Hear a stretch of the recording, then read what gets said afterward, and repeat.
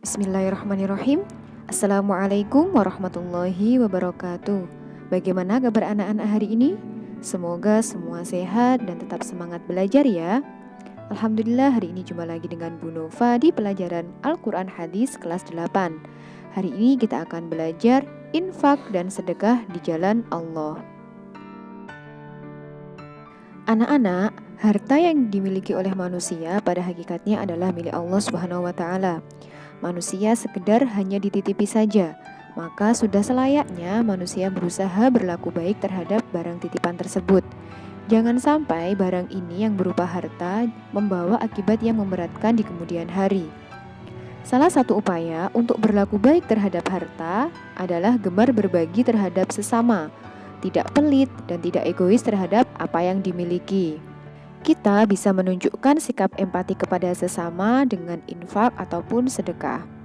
Infak berasal dari kata anfaqo yang berarti mengeluarkan suatu harta atau suatu kepentingan.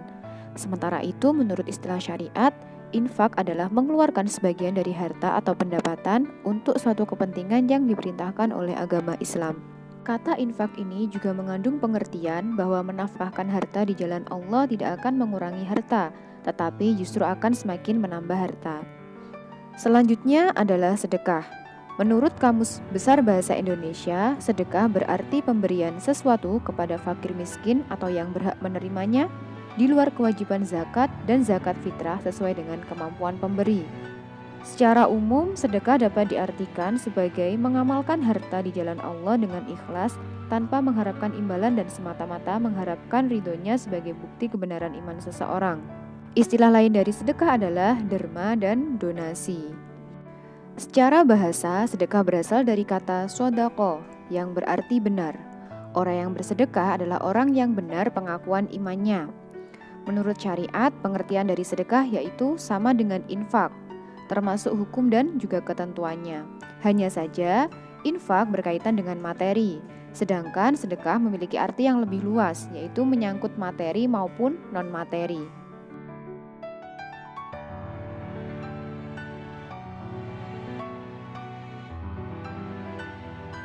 Anak-anak, setiap ibadah memiliki adab, termasuk sedekah maupun infak. Sedekah merupakan perbuatan yang mulia dan bernilai tinggi, sehingga jika kita ingin melakukannya, perlu diperhatikan juga adabnya agar bernilai ibadah. Berikut adalah adab dari sedekah ataupun infak. Yang pertama, ikhlas untuk mencari ridho Allah. Kedua, barang yang disedekahkan berasal dari usaha yang halal. Ketiga, berasal dari harta yang baik dan yang paling utama. Keempat, merahasiakan sedekah dalam kondisi-kondisi tertentu dan memperlihatkannya selama aman dari riya. Kemudian yang kelima adalah tidak mengharap balasan yang banyak dari sedekahnya. Yang keenam, sedekah diberikan dengan wajah berseri dan lapang dada.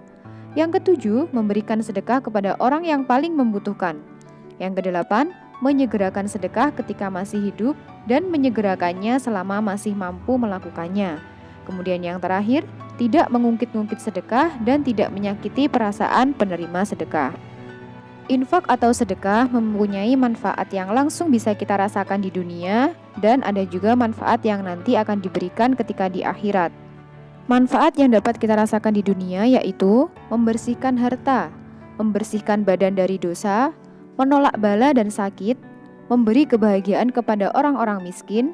Dalam bersedekah terdapat berkah pada harta dan kelapangan rizki. Untuk manfaat yang bisa kita terima di akhirat nanti yaitu menjadi naungan bagi pemiliknya dari sengatan panas api neraka, meringankan hisab, memberatkan timbangan kebaikan, selamat menyeberangi sirat, menambah derajat di surga.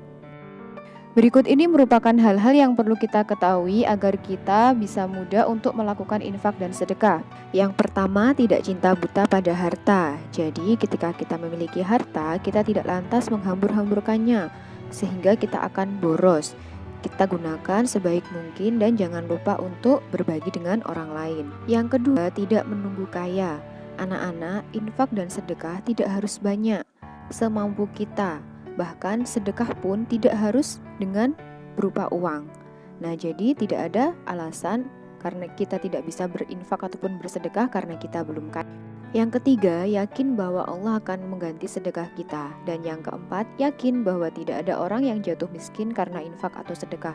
Jadi anak-anak, harta yang kita infakkan atau kita sedekahkan itu akan membawa berkah, bahkan bisa membuka lapangan rizki kita. Jadi tidak ada ceritanya orang yang berbagi, orang yang berinfak atau orang yang bersedekah dia akan jatuh miskin. Baik anak-anak, selanjutnya kita akan mengkaji kandungan Al-Quran yang berkaitan dengan infak dan sedekah. Yang pertama adalah surat Al-Fajr ayat 15-18.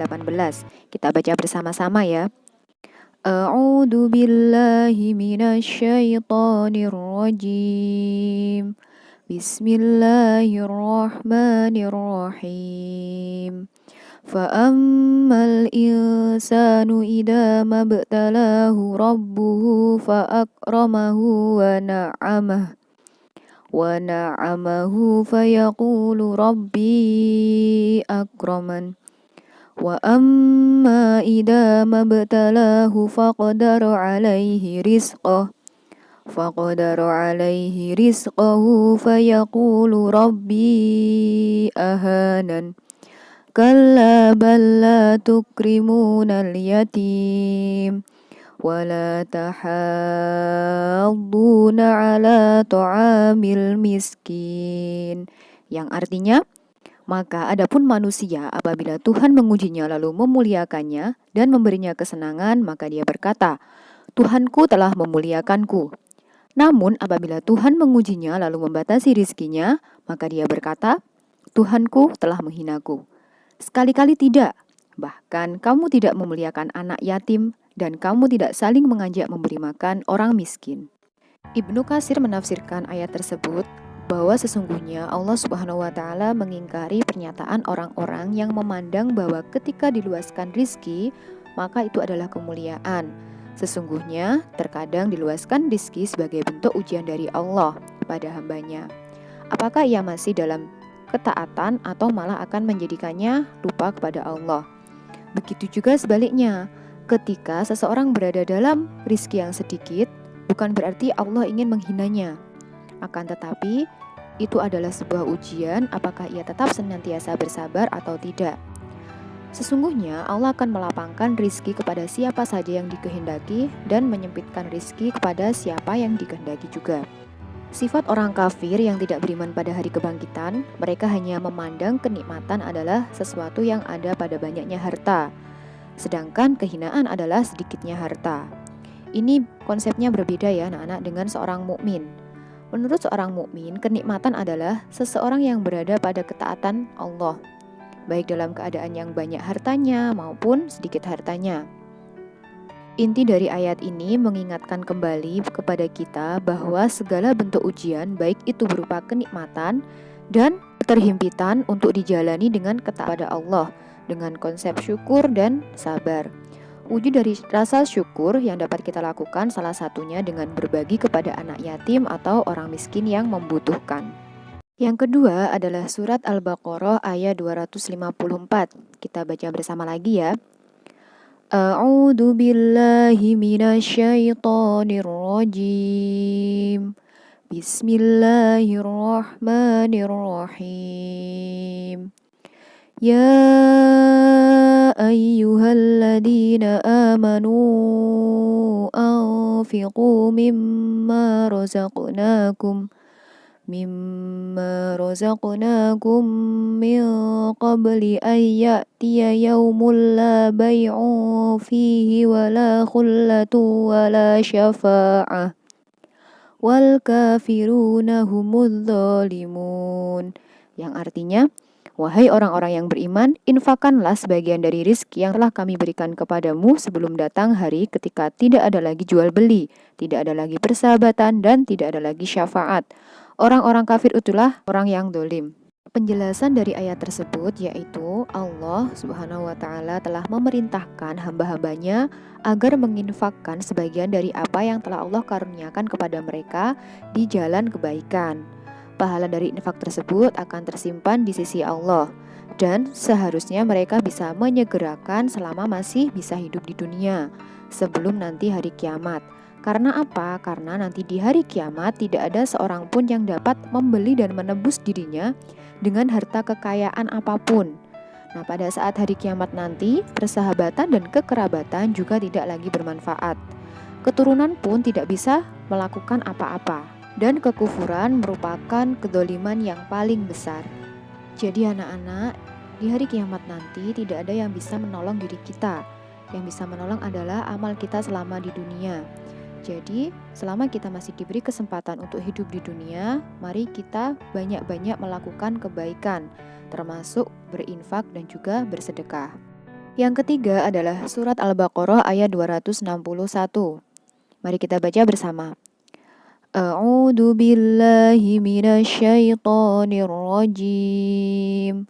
Bismillahirrahmanirrahim. مثل الذين ينفقون أموالهم في سبيل الله كمثل حبة أنبتت 7 سنابل في كل سنبلة 100 حبة والله يضاعف لمن يشاء والله واسع عليم. Yang artinya, perumpamaan orang yang menginfakkan hartanya di jalan Allah seperti sebutir biji yang menumbuhkan 7 tangkai. Pada setiap tangkai ada 100 biji. Allah melipat gandakan bagi siapa yang Dia kehendaki, dan Allah Maha Luas, Maha Mengetahui. Ayat tersebut menggambarkan keberuntungan orang. Harta yang diinfakkan atau disedekahkan di jalan Allah akan diberikan imbalan pahala yang berlipat ganda. Hal ini diibaratkan seperti satu benih yang ditanam di tanah yang subur. Maka tidak berapa lama benih ini akan tumbuh dengan batang yang bercabang 7. Pada setiap cabangnya terdapat 1 tangkai, dan pada setiap tangkainya terdapat 100 biji. Allah akan menggandakan pahala bagi siapa saja yang Allah kehendaki sesuai dengan keadaan hati ketika berinfak dan bersedekah, yaitu berupa keimanan dan keikhlasan. Dan sesungguhnya karunia Allah itu sangat luas. Allah mengetahui siapa-siapa yang berhak memperoleh, dan Allah juga mengetahui niat dari hamba-hambanya. Jadi seperti itu ya anak-anak. Semoga apa yang kita pelajari hari ini bisa memotivasi dan mengingatkan kita untuk selalu berbagi, berinfak, dan juga bersedekah kepada sesama. Untuk tugas hari ini, silakan anak-anak membaca surat Al-Fajr ayat 15-18, surat Al-Baqarah ayat 254, dan surat Al-Baqarah ayat 261. Kemudian kalian video dan kirim ke Bu Nova. Baik anak-anak, sekian untuk pembelajaran kita hari ini. Semoga apa yang kita pelajari bermanfaat. Dari Bu Nova, kurang lebihnya mohon maaf. Wassalamualaikum warahmatullahi wabarakatuh.